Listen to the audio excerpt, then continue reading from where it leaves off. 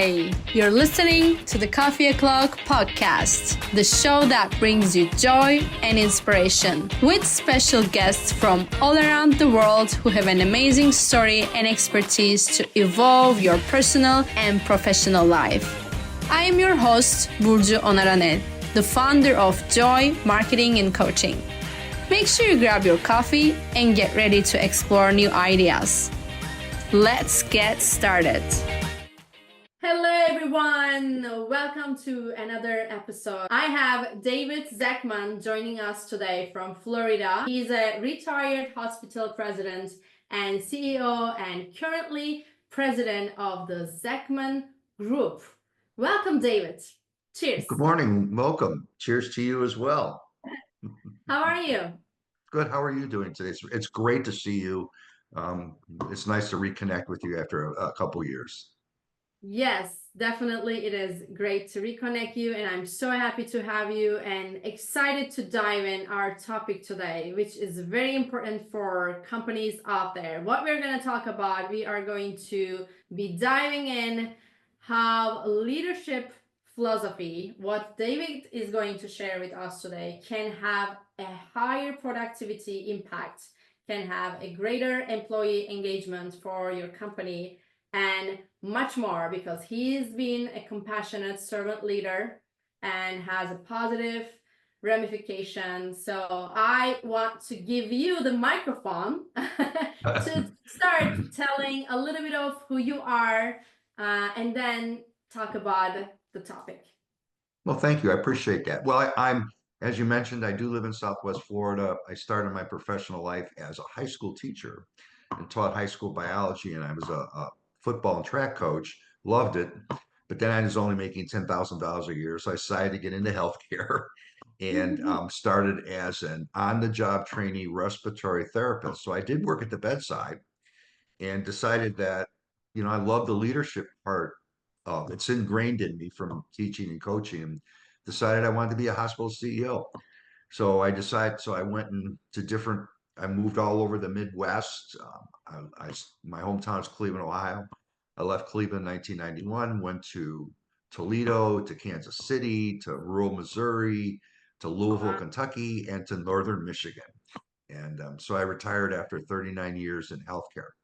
Currently, I'm an author, and I'm very proud of the fact that I wrote this book. And Nice. I've never written a book. I've never written a book before, and so I did that. I'm a public speaker and an executive coach, and I'm teaching my servant leadership program based on my book to organizations. In particular, I'm working with 2 healthcare systems in Southwest Florida. That's amazing. There is so much to learn from you already. You're sharing your wisdom, and congratulations on your book. And Thank you. Is it on Amazon? Yes, it is on Amazon. So you can Okay. purchase it on Amazon or Amplify Publishing or Barnes and Noble. And by the way, I'd love to work with anybody that would like. I can do remote teaching, and I taught a class for University of Kansas last night, for example, remotely, based on my book. Oh, nice. That's perfect. I will make sure to put the link down the show so people who Perfect. Thank you. interested, they can go, and they can also reach out to you for your programs to learn from you. So David, you mentioned quite a story. You traveled a lot and you've been to different fields. How did you decide to start doing coaching and start helping organizations? Well, there's an old saying, Burcu, that once you're a teacher, you're always a teacher, no matter what. Okay, and it stays with you your entire life.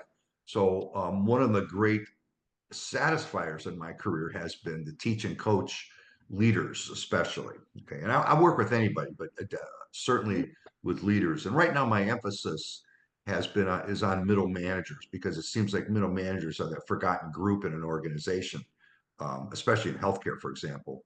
So I just felt like I have more value to add to the world still, and I just wasn't prepared just to walk away and retire and just play pickleball. I do play pickleball, but I don't want to do it all the time.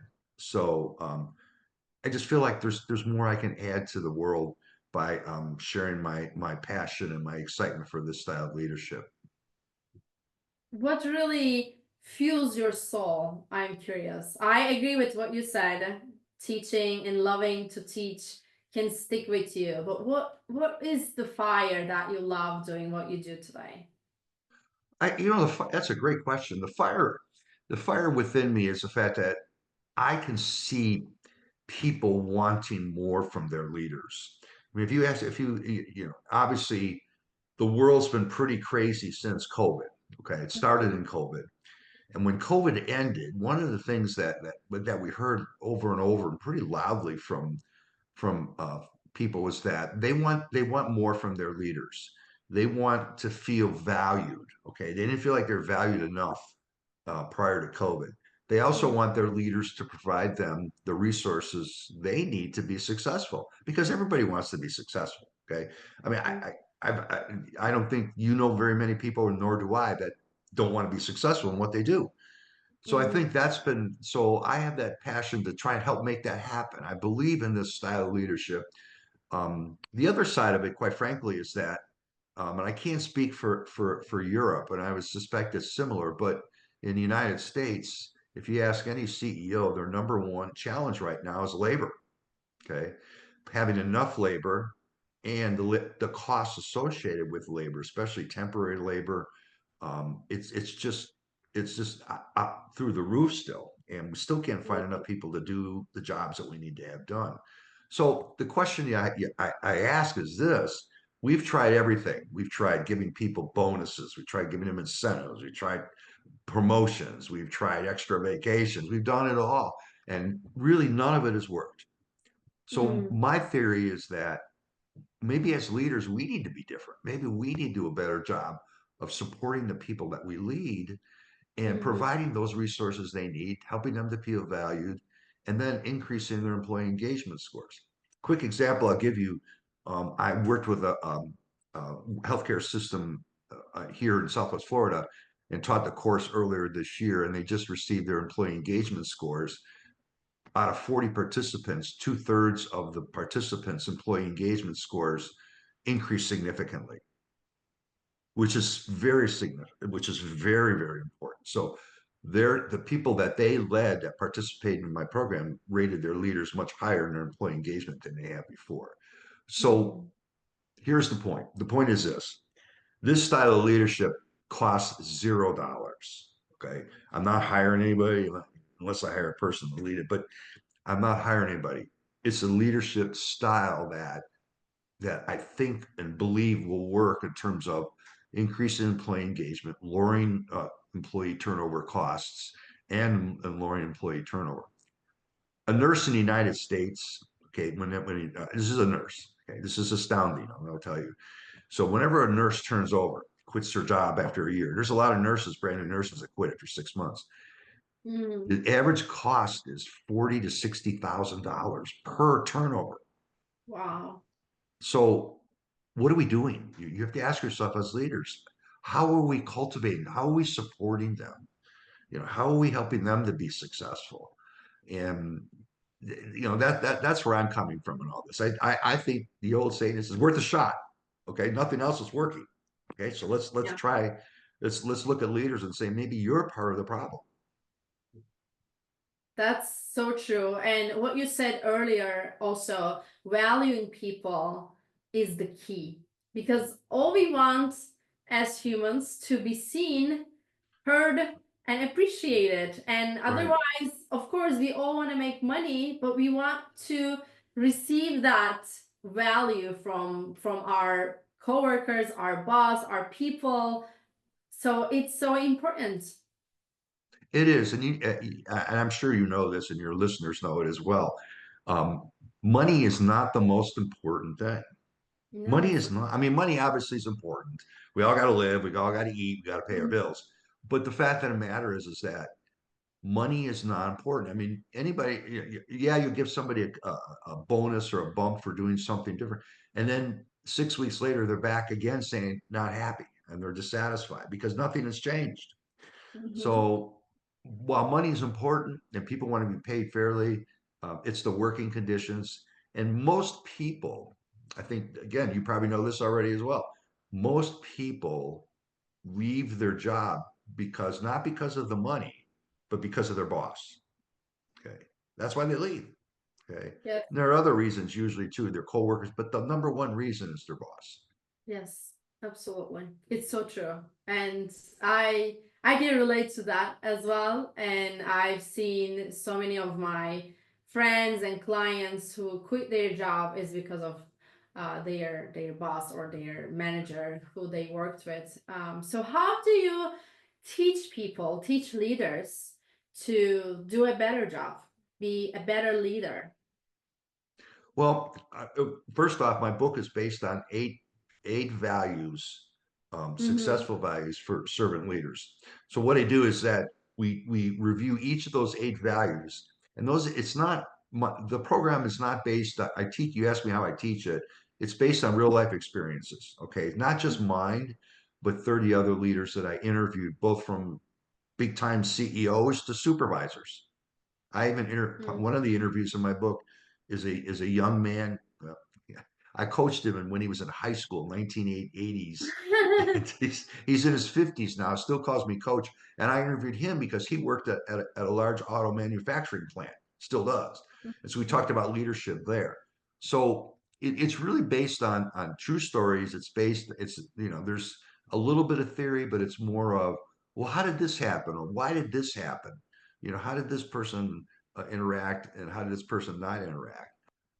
One of the things that I ask my students when I teach is, okay, so tell me, give me some examples of poor communication from your boss. I mean, some examples of your boss not being patient with you or somebody you worked with. And that's how we work through it. And that's how you learn. I mean, theory is great and you have to have it, but the real learning occurs from real life experiences and how they dealt with that because you learn something. Real life experiences teach us something every single day. Absolutely. Absolutely. So you're on the spot asking people what they're going through and you work through based on their real life examples. And I think that's Yes. the best way to help someone as a coach. I mean, you're a Hmm. coach, so what coach do is they ask people what they are going through and how Right. to lead to the result, what they want to achieve, what their right outcome is. What are the mistakes? We touched a little bit, but what are the mistakes leaders make and that leads people to quit their jobs? Well, one of them in particular is that to be a servant leader, you have to choose to be unselfish. Okay, it's a choice. Okay, and if there are leaders that have their own personal aspirations take the place of those they lead. If they so for example, if they want a bonus, they will force their people that work with them to work even harder and they get nothing. Or if they're looking for a promotion or they're looking for a pay raise. So that's one of the mistakes. Another one is a clear one is walking the talk. That's one of the values, eight values. And as we see, I've been telling folks, we see case studies every single day of leaders not walking the talk. And it's just Mhm. astounding to me. A servant leader is on stage all the time. Okay. And whether you like it or not, people are looking to see how you're doing. If you're Mhm. simple thing is this: if you require people to be on time every Monday for a 10 o'clock meeting, and you're lit and you show up 10 minutes after Right. 10:15 every week, what does that tell them? That their time's not valuable, their time's not important, and that you're not following your own leadership. You're what you're doing is you are do as I say, not as I do type of leader. And that Mhm. just doesn't work to be a servant leader.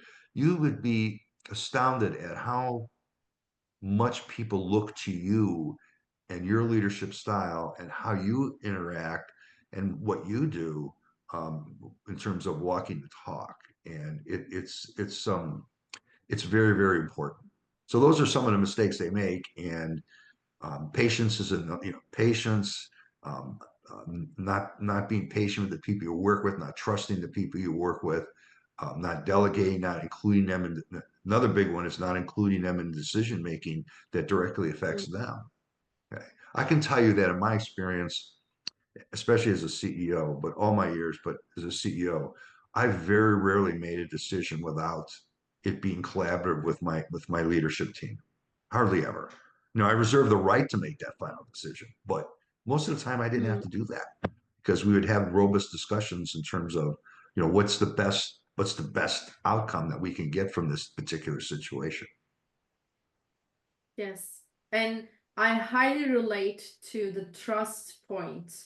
That was my experience 12 years ago when I was in the corporate world as a human resources specialist. I remember that I didn't receive the trust or making the decision, nothing left on me to do it. So it almost felt like why I make the effort because you want to do stuff and you want to sign under the paper. You want to see something that Right. you created. So trust and helping employees make the decision. They can make mistakes too, but it's okay. Right. Once you give them the leadership, Um, then you will grow better. And that's what you explained. Can we um cover all the values, 8 values you sure. mentioned? Sure, I'm happy to do that. The first one is patience, and that's mastering the ability publicly and privately to exhibit self-control in challenging, intense situations. The second one is trust, encouraging those you lead with support and belief in their talents and skills. The third one is being grudgeless. Okay, that's being willing to forgive Mhm. professionally and personally. And I've done both. Okay, I forgave, and then it worked out well, and sometimes it didn't. Servant leadership is a value. It's facilitating the success of those you serve to success in your organization. Walking the talk we talked about, which is living and breathing love and compassion values in your daily leadership journey. Mhm. Honesty and integrity, being open and truthful individually and for anything regarding the organization. Communication, communication is probably the most pragmatic piece of this. But if you don't have great communication tactics, this servant leadership style will fail. Okay. And I offer some wonderful examples and some wonderful things to do. And if we have time, I'd love to tell you about one of them. And commitment. Yeah. You have to stay dedicated and true in your personal and professional lives, no matter what the circumstances, to this leadership style. You can't be a successful servant leader in your church and then go to your job and be horrible. Okay, it just doesn't work. Okay, and I know Mhm. there are people who can compartmentalize their lives. I guess that's okay. I just don't feel it. That's a short term thing. Long term fix is sticking to your philosophy and your leadership. So those are the 8 values that I believe that I've outlined based on my research and my interviews and my own personal experiences that Mhm. will encourage compassionate, successful servant leadership. Awesome. Thank you for sharing. I feel like I can be here and learn from you for hours. Like it's amazing to listen to you and receive your wisdom and knowledge, experience, of course, all those years. How old are you, David, by the way? I'm sorry, what? How old are you? How old am I? Yes. Wow. Okay. I am almost, believe it or not, 69. Wow. Yeah, So that's a lot of years, I'm as I said earlier, I'm not ready just to not do anything. The beauty of what I do now is I set my own schedule and I do my own thing. And when I teach my program, it is just so invigorating, so much fun. It just and it's like I feel I'm contributing again, and it's so joyful for me to be able to do that. And I've been blessed to have this passion and to be able to share my wisdom, and I enjoy it immensely. and people who are taking your trainings and listening to you are super lucky. I call myself lucky to just have this conversation with you and learn a bit about what you do and what those the 8 values. And you mentioned you lead trainings, and is it private for certain groups, or is it like open public? How your trainings work? Well, right now, well, it can be any of those. Okay, I'm open to doing anything that works. Right now, the engagements I have are private with with those healthcare systems, but I'm open to doing any type of public training, anything that would help. I love doing it. I had so much fun teaching a class of graduate school students last night about this program, and they were very excited when it was over. It's nice to see that they're willing to have an open mind to this style. Yeah, that's, I believe it is very fulfilling for you. It's not Thank you. job, or it's something that really fuels your soul. That's how I see while you're explaining it. It's a pleasure and joy for you. Well, you said it very nicely, that it fuels my soul. And I hadn't thought of it that way, but thank you for sharing that. I do. It just it keeps me motivated, and it keeps me on top of my game, I thoroughly enjoy it. That's amazing. Thank you so much, David, for being here and sharing what you are doing. And thank you for doing what you're doing in the world. It's so important. People need you, leaders are needing you. And lastly, I always ask my guests to leave our audience with one sentence. What would be your sentence? What would be my sentence? My sentence would be, this leadership style is the right thing to do, and it will make a wonderful difference in the lives of those you lead. Love it. Thank you. Thank you so much. And how people can reach out to you? People can reach out to talk to me. Number one, again, my book is titled Driven by Compassion: 8 Values for Successful Servant Leaders. I would love to talk to folks. You can reach me. My email address is david.zechman, Zechman, @gmail.com. Would love to hear from you. Would love to hear what you think of the book. Would love to talk with you about anything I can do to help your personal leadership journey or your organization's leadership journey.